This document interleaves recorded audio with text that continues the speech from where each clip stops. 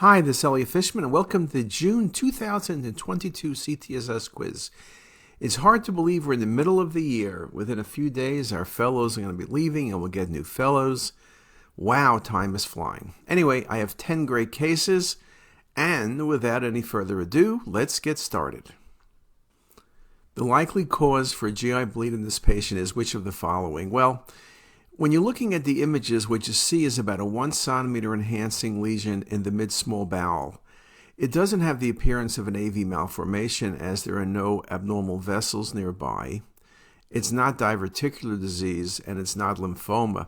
Small bowel lymphoma usually is bulkier, but more important, small bowel lymphoma is hypovascular. So now you ask me what tumor of the small bowel could be this? Well, the answer would be small bowel vascular tumor. Differential would include that of a carcinoid tumor, which is a good thought, a GIST tumor, which commonly bleeds, often is exophytic as opposed to a carcinoid with intraluminal, and the third thing is metastatic disease. In fact, this was metastatic renal cell carcinoma to the small bowel. We always have to remember about metastasis, and remember mets from renal cell, particularly clear cell, are typically hypervascular, be them to pancreas, be them to muscle, be them to small bowel. The most likely diagnosis in this 40-ish-year-old female is, well, we have a complex cystic mass involving the body and tail of the pancreas. There's a septation present. So when I think about location, I got to go with MCN. When I think about 40s, I have to go with MCN. Serous cystadenoma is 70, SPEN is 20, and IPM is 50 to 70, but IPMNs aren't this large unless they had a malignancy within them. SPEN tumors can be cystic and solid, but this is almost too cystic for SPEN, but more importantly, the patient's too old.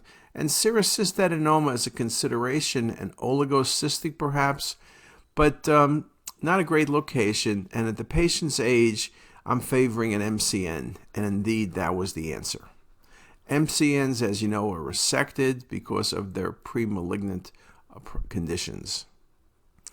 The most likely diagnosis in this case is, well, the findings relate to the stomach. You see multiple polypoid lesions in the stomach, and if you look at the coronal view, you can see that pretty much of low density. It's not the appearance of adenocarcinoma. Perhaps you say, well, maybe a polyp became malignant, or there's a malignancy in it with a polyp.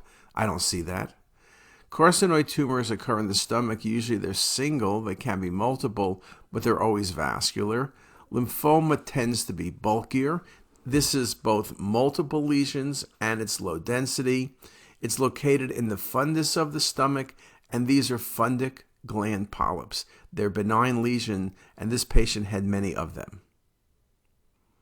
The most likely diagnosis in this case is, well, I see a mass that's near the adrenal bed that's hypervascular that washes out. Now, the thing to do in this case is make sure this is not an adrenal lesion. If there was an adrenal lesion present, this would be most likely a vascular lesion, which is a pheochromocytoma. That's not one of the choices, and I'll help you that this is extra-adrenal. Lymphoma is a possibility, a bulky nodal mass, but again, usually it's not very vascular. Neurofibromas are typically of low CT attenuation. Primary adrenal cortical carcinomas, you could consider that, and they can perhaps, have a range of appearances from hypo to hypovascular. They could wash out, and it's a consideration. But I think when we scanned higher, we found the adrenal. So now we have an extra-adrenal lesion. Think about a neuroendocrine tumor. And this was a great example of a paraganglioma simulating other tumors in the retroperitoneum. Just a very nice example. About 10% of pheos are extra-adrenal. We talk about organ of Zuckerkandl. We talk about the paraortic regions as some common locations. The least likely diagnosis in this case is, well, we see a patient with ascites, and then we see an infiltrating tumor involving the terminal ileum. This could be a carcinoid tumor. They're usually carcinoids are more polypoid, they're more vascular. Adenocarcinoma is a definite possibility, as is B-cell lymphoma. It's bulky, there's ascites, and in fact, this ended up being B-cell lymphoma presenting with abdominal pain. Lots of ascites, But the one thing this is not is Crohn's disease. Crohn's disease, you got prominent mucosal enhancement, you have luminal narrowing, you don't have this wall thickening like this, and you don't have this appearance of what's obstruction by this thickened bowel. The truth is, you could have Crohn's disease. I guess I should say you could, but if this was a patient with Crohn's, then I would say there's Crohn's with a malignancy present. You don't see ascites typically in Crohn's, so the least likely diagnosis is Crohn's disease, and as I mentioned, this was a wonderful example of B-cell lymphoma. The most likely diagnosis in this case, this is an easy case. I just wanted to show you a very nice hypervascular tumor, lots of neovascularity. This is not a chromophobe adenoma, which is not that vascular. It's not a papillary, which is usually hypovascular, and a renal cell is solid and not that vascular. Remember, we speak about papillary as being under 90, surely under 100 Hounsfield units, and clear cells going up in areas to well over 200. This is a perfect example of a clear cell renal cell carcinoma. Just a very nice example.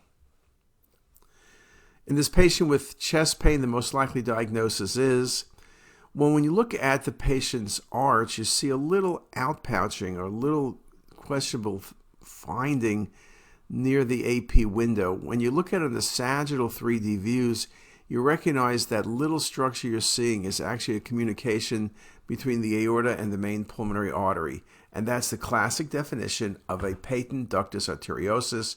You can see it goes right up to the vessel. Sometimes they communicate. Sometimes the ductus is filled. Sometimes the ductus is atretic. It can often simulate a dissection or other process in this region. This is surely not a type A dissection. The ascending aorta is good. It's not the appearance of an intramural hematoma, and we don't see a type A dissection. So the answer is number C. This was a PDA, just a really nice example. You really don't appreciate the PD very well except in retrospect in the axials, and that's very commonly the case. So you need to be looking at the obliques or 3D volume rendering. The most likely diagnosis in this case is, well, you see a large right upper quadrant mass. The challenge I have here is this mass coming from the kidney? Then it's a myelolipoma. If it comes from the liver, perhaps, then it's a lipoma of sorts. If it's coming from the patient's adrenal gland, it's a myelolipoma. I think from the images I gave you, it could be a challenge. I know it's not a pheo because it's not vascular. It's too much fat to be a primary adrenal cortical carcinoma. They can have some fat within them. Or you can have collision tumors, but nothing to this degree. And lymphoma would be a solid mass which maintains the adrenal shape and usually is bilateral. And since I only gave you 4 choices, you have to go with C, adrenal myelolipoma. This is a huge myelolipoma that will get resected. There's no issue with potential malignancy, the issue with potential bleed in the future. You can see when lesions get very large, even if you had all the images, it can be tricky distinguishing site of origin. But this was an adrenal myelolipoma. Wonderful case. In this 30-ish-year-old with right upper quadrant pain, what's the most likely diagnosis? Well, you see a large mass in the right lobe of the liver extending to the dome. The mass borders are better defined on venous, so it washes out a bit. It's a little more vascular on arterial.